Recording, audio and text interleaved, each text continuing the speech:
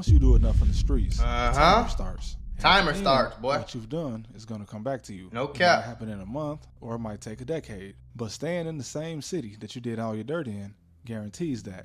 Although some Not people smart, bring that boy. energy with them when they leave town and see similar results. If you're not in tune with the drill scene in Chicago, then you might not know THF Zoo, a man that was gunned down execution style in October 2025 in Little Village, a neighborhood on the west side of Chicago. He's better known as a close associate of Lil Durk and King Von, and he was even featured in one of the first songs King Von ever dropped, as well as Von's first real interview. Zoo was not supposed to still be in Chicago. No, he wasn't. Now, it's heavily rumored that his death was that is the whole damn, you feel me? That's the only man. He was not supposed to, that nigga was never supposed to come back to Chicago, bro. Ever. And he damn sure wasn't supposed to still be kicking. And I get why niggas do it, but I don't at the same time. Like, a lot of niggas stay in Chicago because that's where their grandma at, that's where their mama at, that's where their cousins at, that's where all their friends at. Fuck all that. Take your wife, take your kids, take my fucking 2 homeboys and a cousin, and get y'all ass on somewhere. Y'all could do all the same shit y'all finna do in goddamn it San Antonio, Tech. It's so, the country's so big, bro. You can go so many places and chill. You can still rap. You can still make your bread. You can still do shows. That's what you gotta do. But a nigga like Zoo was not supposed to ever be walking around Chicago, especially in no place like Little Village. Do your homework on 39th and Pulaski. Do your homework on, it ain't cracking, but it's still the city, shorty. This the same city we seen niggas run from O Block all the way to the richest street in the city and kill a man on camera, shorty. FBG Duck. We seen this happen. That show you right there. Ain't no place in Chicago safe for a nigga who people want to kill. Do your homework. Of a new conflict rather than a back and forth war that he's been associated with since at least 2009. But this wasn't just some kid on the streets gangbanging. Zoo was in his mid-30s when he died. But in the decade and a half leading up to his death, there were rumors implicating him in several murders. He was even hit with a murder charge that didn't stick. He's toured the country with one of the biggest rappers in the world and was involved in one of the deadliest Chicago gang wars in recent history. And he was even arrested and charged with an attempted murder alongside King Von, Lil Durk, and a man they were associated with that rapped under the name Hellabans. Another charge, however, that didn't stick.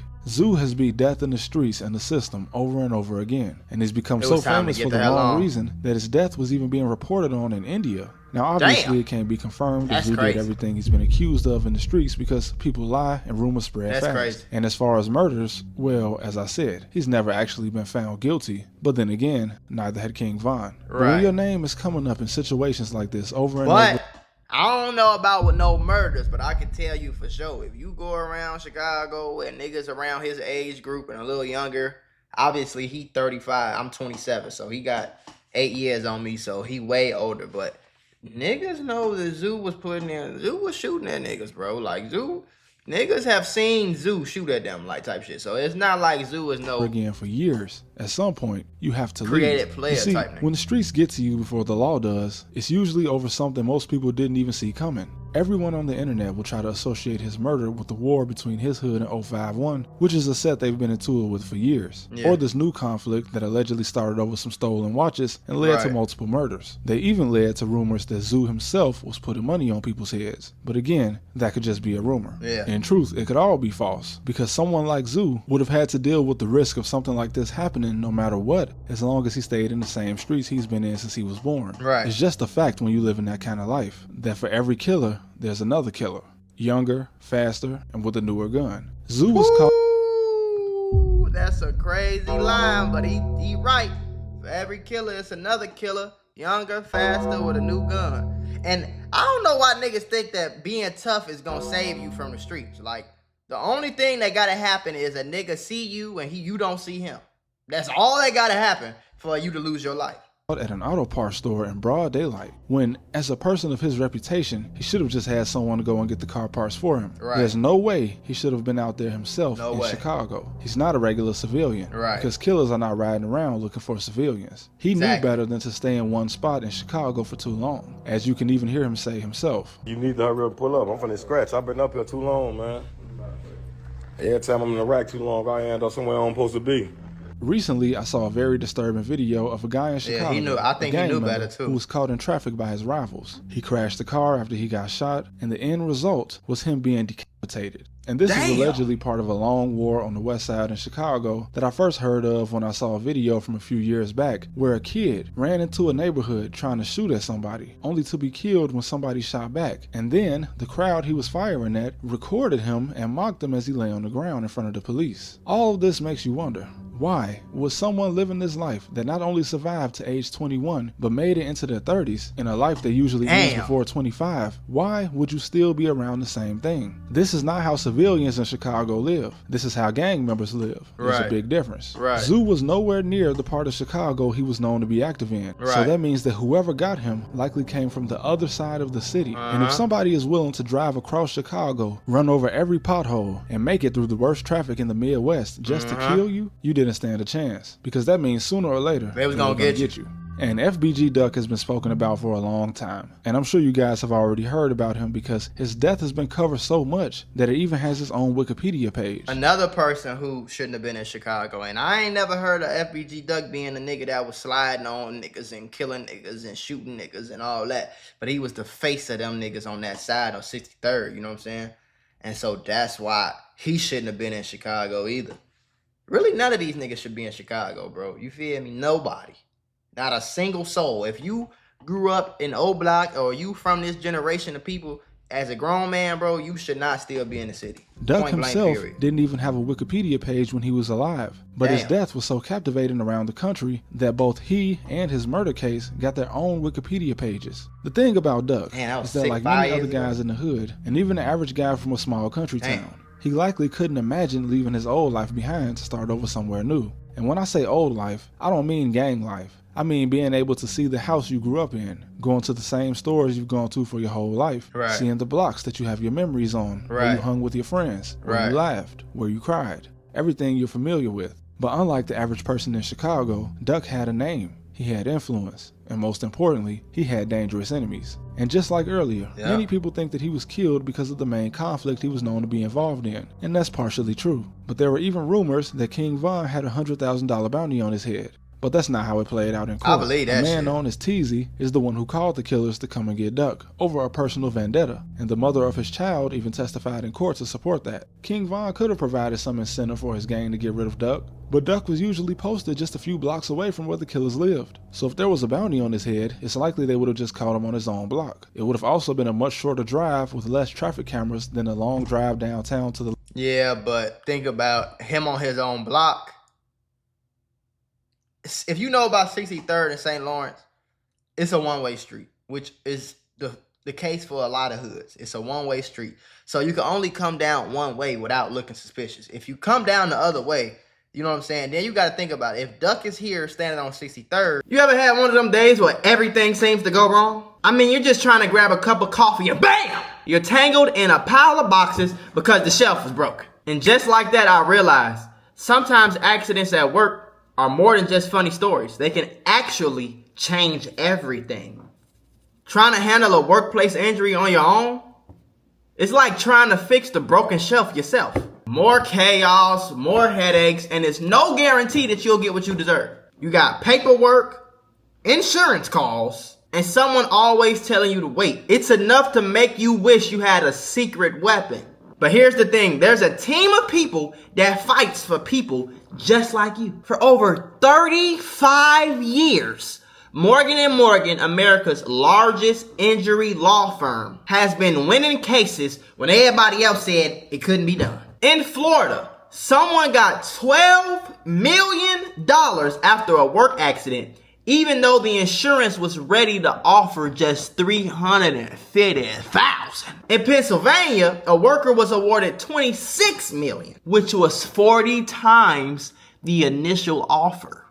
These are not just numbers. They're real victories for real people, all thanks to the team that fights hard for justice. More than 1,000 attorneys across all 50 states, like a legal squad ready to jump into action. Yeah. They've recovered over $25 billion for clients. And they have a long history of helping workers get what they're owed. Because when you're injured at work, You shouldn't have to go at it alone. You can just click the link below or the QR code that's on your screen. No endless waits or confusing forms. Just a quick way to start protecting your rights today. So if you had an accident on the job, do not risk doing it alone. You can check out Morgan & Morgan, because even in the toughest workplace accidents, a strong team makes all the difference. And trust me, there's a reason why they're America's largest injury law firm. It's because they fight for the people just like you.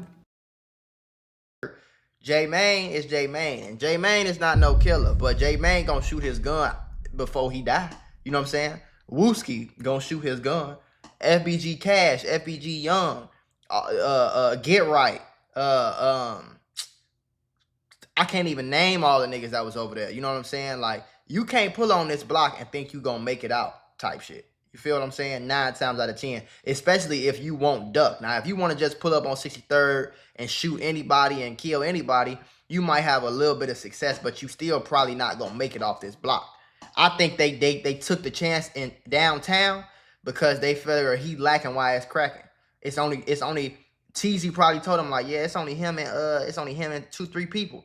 Then you got to think about it. TZ called some old block niggas and told them that Duck like beat them or jumped them or like did some shit like that. So they wasn't on no like, oh, I want to kill Duck right now. Yes. They was on some, oh, y'all, all right, bet we've been looking for you anyway, and y'all playing with phone them. All right, we finna come slide, you know? The luxurious Gold Coast, which is the neighborhood he was caught in. He was killed for something that only happened because he was spotted by a man who was jealous of his former relationship with a woman. And that's just further proof that when you have a name like that, you don't have the freedom to move around the city like everyone else, because you have a target on your back. And after all the disrespect and years of gang war, his death was essentially over a woman.